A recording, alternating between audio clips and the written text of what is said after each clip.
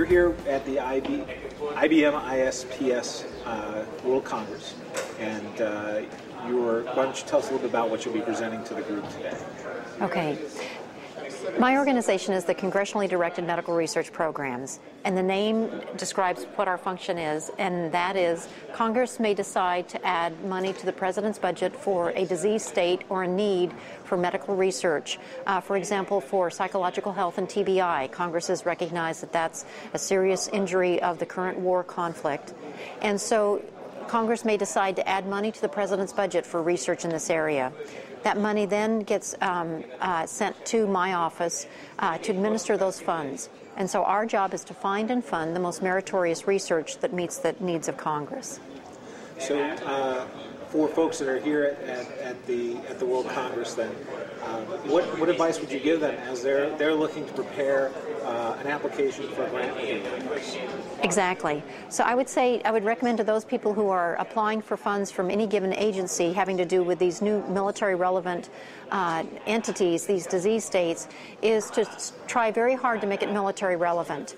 And that can be even in the basic science of things. We still need good basic science, but eventually that has to translate into something that's going to be useful for the warfighter or their families. So your office funds everything from basic science all the way through applied? Absolutely. So my office funds everything from basic science through that discovery, development, into translational research, even into clinical trials.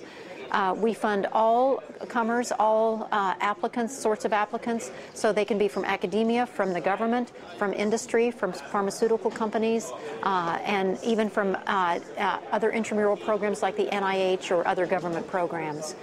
We also fund internationally. So from an international standpoint, are the standards different, or is it you're really looking for the most meritorious research? When we fund internationally, our mantra is it has to meet scientific merit and be of a quality that is going to withstand the competition. For our programs, they're widely competed, widely and openly, broadly competed. And so for any given funding opportunity, we may have hundreds, if not thousands, of applicants to that program. And so that allows us to sift through very good science to find the very best of the best science. And so that's why we can fund across that whole spectrum. But again, the mantra, it has to be the best science that serves that warfighter.